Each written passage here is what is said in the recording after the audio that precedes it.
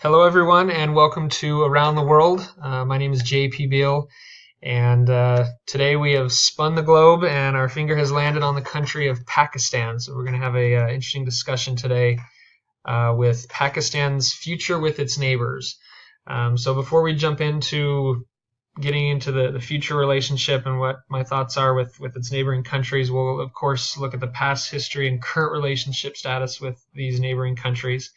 Of course, what the future holds for Pakistan and its neighbors, and of course, why should we care? Why should you care about what's going on over in the Middle East?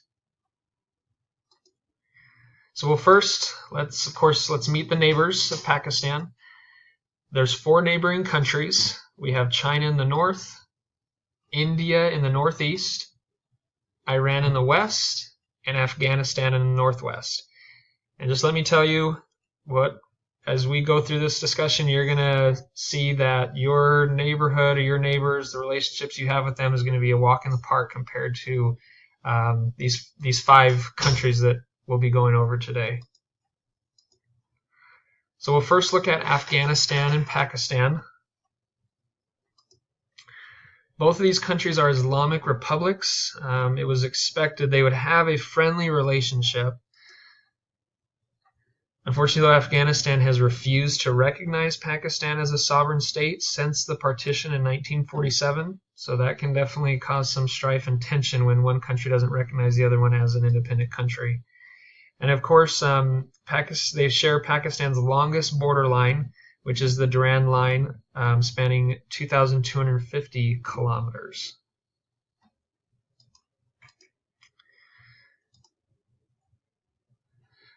Currently, I would like to describe Afghanistan and Pakistan's relationship as being Pakistan in a rock and a hard place with Afghanistan. Post 9/11 and the war on terror has seen the tension grow between the two countries. USA invading Afghanistan, Pakistan saw more refugees coming into Pakistan, which of course caused the rise of different terrorist and extremist groups, the Taliban growing and having influence in Pakistan. When Afghanistan didn't want to hand over Osama bin Laden, more and more people started flowing into Pakistan. And of course, we know that Pakistan has formed an alliance with the United States in the war on terror, saying that we'll do anything we can to assist. However, though many feel that behind the curtains, Pakistan is still dealing and trying to assist with the Taliban and Al-Qaeda. And the biggest one was Osama bin Laden being found in Pakistan, which raised a lot of eyebrows of trying to figure out, is Pakistan really trying to rid themselves of terrorism, or are they trying to assist in fighting it? We then go on to Iran and Pakistan. Pre 9/11, Iran supported Pakistan whenever it faced a serious crisis or was in danger.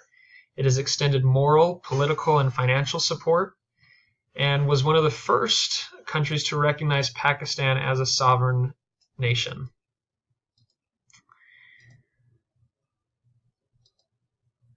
Post 9/11 has seen the two countries go further apart. Pakistan's relations with the United States has put a strain on the two countries' relationship. Again, goes back to Pakistan's relationship and aligning themselves with the United States. And that has caused some tension between its neighboring countries, and one of the biggest ones is Iran, as Iran is currently not aligned with the United States, and it's of course on the United States watch list for many different reasons. And as of late, Iran has had growing relations with India, and we'll get into that later. This Iran aligning with India will not only have an effect on Pakistan's future, but Iran's as well. And we won't get into Iran's relationship with India, but of course, when you're aligning with Pakistan's one of Pakistan's biggest enemies, it'll definitely cause some tension. Now let's move on to China, as we said, in the north. This is perhaps the strongest relationship Pakistan has with its neighboring countries. The relationship began in 1950, so just a few years after the partition, when Pakistan became the first Muslim country in accepting the People's Republic of China as an independent state. China provides economic, military, and technical assistance to Pakistan.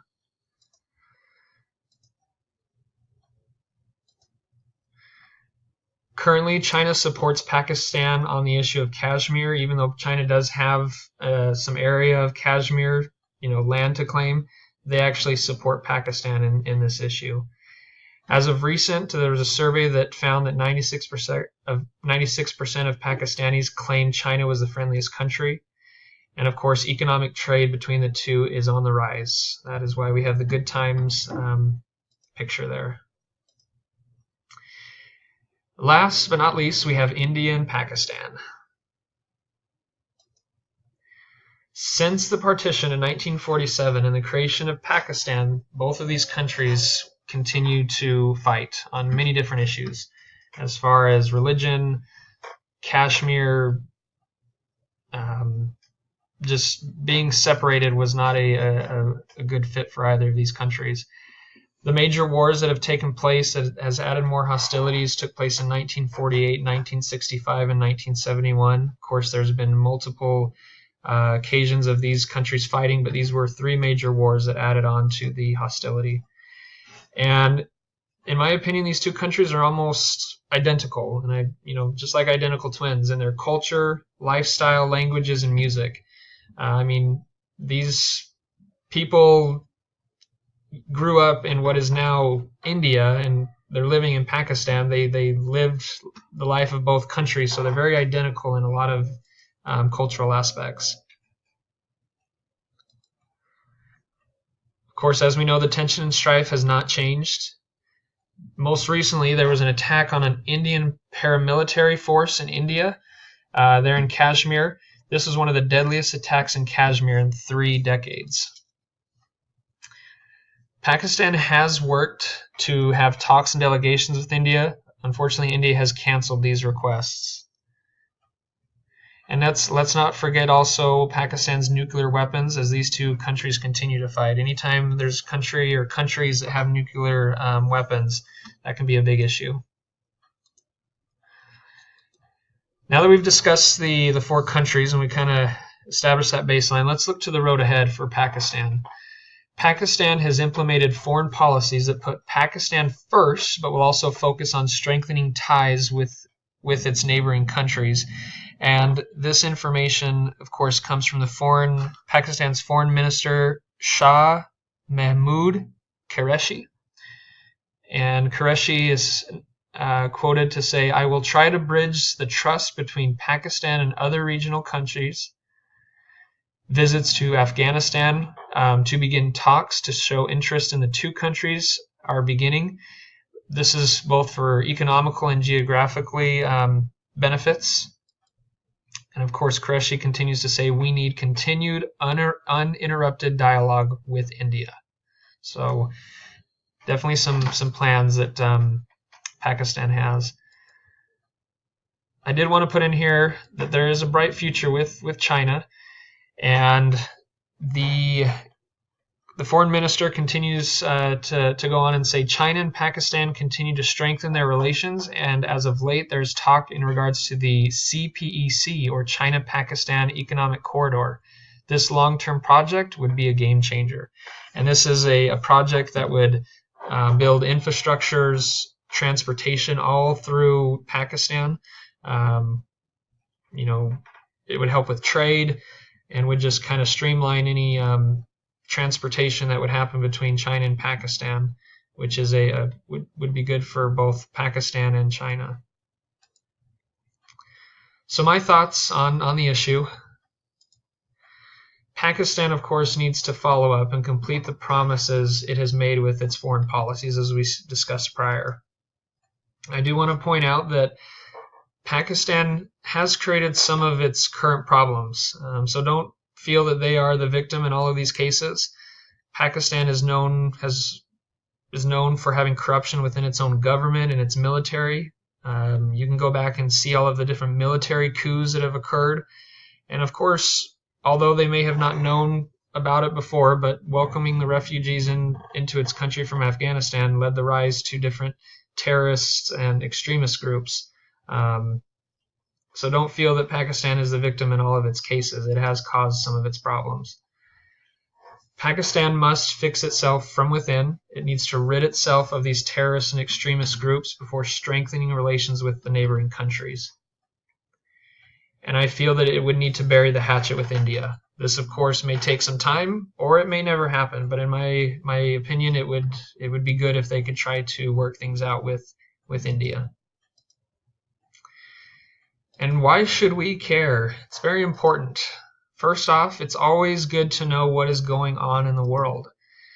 We always need to step outside of our box and learn what is happening. At times we want to just stay focused on what's happening in our country, but I invite everyone to, step out of their comfort zone and get to know what's going on outside the world. The war on terror continues, and these countries are in the mix of it all. The war on terror is affecting everyone, not just the United States, and these countries are being affected by it daily. So it's important to know that. Pakistan does have nuclear weapons, and as I stated earlier, it's always important to know when a country has nuclear weapons to be keeping an eye on that. The conflict between India and Pakistan has a significant impact on U.S. interest. Just stated before, the nuclear weapons is a big deal. Pakistan has aligned itself with the United States, and they're in a current conflict with its neighboring country. So could it be something where it gets to the point where the U.S. has to step in and help? We're not at that point yet. We do have, of course, military operations there, but at this point, it's something that we should still be keeping an eye on. I want to invite everybody to review this website that I have here. I found it very interesting. It's a global conflict tracker, and it updates daily and tracks all of the different international conflicts that are happening throughout the world. And currently, Pakistan and India are on that tracker, as far as are many other international conflicts. So I'd invite you to go and just check out that website. Well, that was the end. Until next time, everyone, we'll spin the globe again and find out where it lands next time. So thank you so much, and hope you enjoyed the presentation.